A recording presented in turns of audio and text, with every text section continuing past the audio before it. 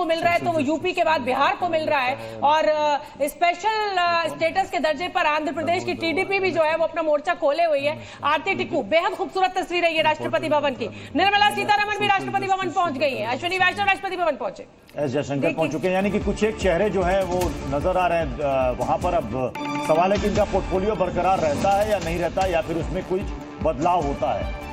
देखिए, पहले तो ये कि अश्विनी वैष्णव वित्त मंत्री बन सकते हैं कि नहीं।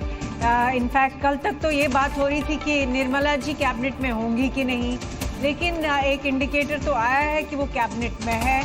और मुझे नहीं लगता है कि प्रधानमंत्री जी की कोई कंप्लेंट्स है फाइनेंस मिनिस्टर से कि उनकी पॉलिसी से, या जिस तरह से अपने आप को कंडक्ट किया है, जिस तरह से पॉलिसी एग्जीक्यूट की है। इनफैक्ट अगर हम सिर्फ उन चीज़ों को फोकस करके देखें कि जयशंकर का जो रिकॉर्ड रहा एज अ फॉरेन मिनिस्टर, जो प्रशंसा उनकी हुई, जो प्रशंसा निर्मला सीतारमण की हुई, तो मुझे लगता नहीं है कि ये जिनमें प्राइम मिनिस्टर को विश्वास है, ट्रस्ट करते हैं, उनको वो ज्यादा चेंज करें। आरती टिक्कू, मेरे साथ मेहमानों का एक पैनल बाहर से भी जुड़ गया है, मुझे लगता है उनका भी रुख करना चाहिए। अंजू महाराज जी जेडीयू के स्पोक्स पर्सन है, आशुतोष वर्मा समाजवादी पार्टी के मेहमान हमारे साथ जुड़ेंगे, रोहित अग्रवाल आरएलडी के स्पोक्स पर्सन है, श्याम सरन सुंदर जो है वो एचएएम के स्पोक्स पर्सन है, प्रेम कुमार जैन जी टीडीपी के हमारे साथ जुड़े हुए हैं, और मनीषा कायनाट जो है वो शिवसेना स्पोक्स पर्सन शिंदे गुट से। तो मैं अब सबसे पहले अंजू महाराज जी आप ही का रुख करना चाहूंगी।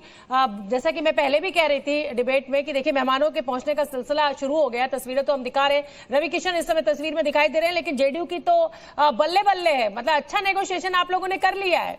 उत्तर प्रदेश के बाद सबसे ज्यादा रिप्रेजेंटेशन अगर किसी स्टेट से मिल रहा है मंत्रिमंडल में तो वो बिहार से मिल रहा है। जी बिल्कुल, देखिए बल्ले बल्ले की अगर बात करें तो बिहार ने वाकई में एक शानदार और बहुत ही सशक्त जनादेश आदरणीय प्रधानमंत्री जी के लीडरशिप को दिया है। जिस तरह से बिहार में आदरणीय मुख्यमंत्री नीतीश कुमार जी ने काम की आधारभूत संरचना में मानव विकास को लेकर के, और साथ ही साथ देश के प्रधानमंत्री जी ने जो काम किया, उन तमाम चीजों को अगर देखें तो बिहार ने एक स्ट्रॉन्ग मैंडेट अपना दिया है। तो निश्चित रूप से माननीय प्रधानमंत्री श्री नरेंद्र मोदी जी ने जो बिहार को रिप्रेजेंटेशन दिया है, हम लोग बहुत पूरा बिहार उनका शुक्रगुजार है। और ये बहुत ही गौरव का अंजू महाराज जी, पोर्टफोलियो विभाग को लेकर के कोई ख्वाहिश तो नहीं है, जो मिल जाएगा वो सही?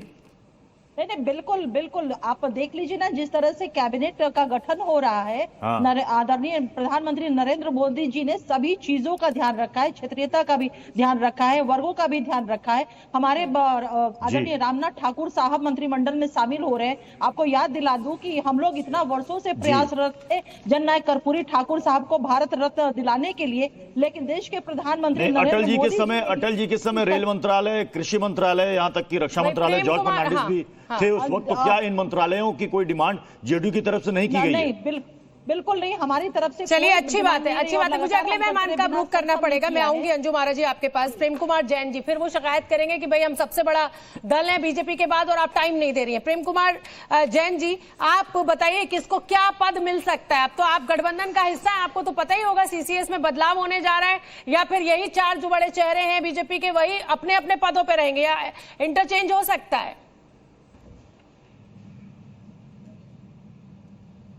मैडम, मेरी शिकायत वाजिब है, जो मैंने शिकायत करी वो वाजिब है। मैं कोई जबरदस्ती फुटेज नहीं लेना चाहता। अब किसको क्या वो पोस्ट मिलेगी इसके लिए तो मैं कुछ बोल नहीं सकता हूँ। ये निर्णय तो माननीय चंद्रबाबू नायडू साहब टीडीपी राज्य मंत्री इंडिपेंडेंट चार्ज के दर्जे से खुश है या कैबिनेट थोड़ा 1 घंटे का समय है। कोई बड़ा पद मंत्रिमंडल पे मान रहे हैं या राज्य पद तो हमें मिल ही रहा है, ये तो डिक्लेयर है कि राममोहन नायडू साहब को तो कैबिनेट पद ही मिल रहा है।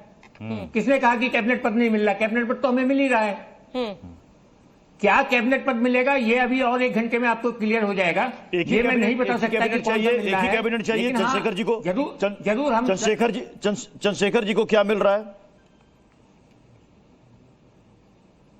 चंद्रशेखर जी को क्या मिल रहा है वो मेरे पास जानकारी नहीं है, लेकिन हाँ राममोहन नायडू साहब को जरूर कैबिनेट पद मिल रहा है।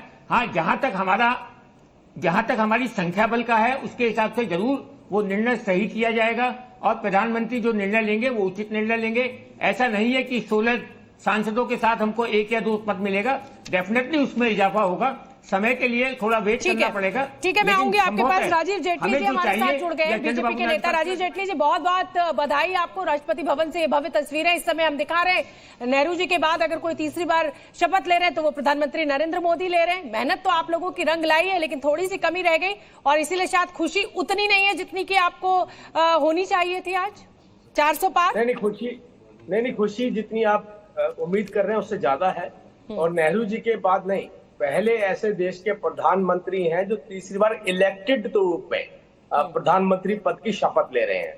क्योंकि नेहरू जी पहली बार नॉमिनेटेड थे, दूसरी बार वो इलेक्टेड थे, तो तीसरी बार भी इलेक्टेड थे। तो पहले ऐसे प्रधानमंत्री हैं जो इलेक्टेड हैं और जो पहली बार अपनी शपथ ले रहे हैं। रही बात खुशी की, नो डाउट हमारी जो स्वप्न है, हमारी जो मुहिम है, उस मुहिम के अंदर अब हमारे जो एनडीए के पार्टनर हैं उनकी अच्छी और ज्यादा भागीदारी होने वाली। विकसित भारत का जो हमारा स्वप्न है, उस स्वप्न में हमारी भागीदारी बेहतर होने वाली है। तो ये सब बातें जो है कहीं ना कहीं किसी राजनीतिक पार्टी से ज्यादा है। राजीव जी, आपको लगता नहीं कि इस बार एनडीए के लिए और बीजेपी के लिए एक बड़ी चुनौती भी होगी, क्योंकि इस बार सबको संतुष्ट करना है पूरे 5 साल तक और सबको साथ लेकर चलना है? नहीं, हम देखिए, हम दोनों को मिलकर, मतलब हम हमारे गठबंधन को इस देश को संतुष्ट करना है। और इस देश को संतुष्ट करने के लिए, देश को जो विकसित भारत की नींव रखी है उसी दिशा में आगे लेकर के जाना है। इस देश को संतुष्ट करने के लिए हमें हर वो कदम उठाना है जिससे हमारे देश के नागरिकों का अधिकार उनके दरवाजे पर पहुंचे, उनके बीच में कोई मिडल मैन ना हो, उनके बीच में कोई उनके अधिकारों को खाने वाला ना हो, उनके बीच में कोई ऐसे पॉलिटिकल पार्टी के कार्यकर्ता ना हो जो हमारे देश की जनता के अधिकारों को बीच में हनन करने या उनके बीच में बाधा पहुंचाने का काम करे। ठीक है, राजीव जी मुझे ये बताइए कि अन्नामलाई और रवनीत सिंह बिट्टू को मंत्रिमंडल में जगह देना, इसको कैसे देखें, कैसे समझे?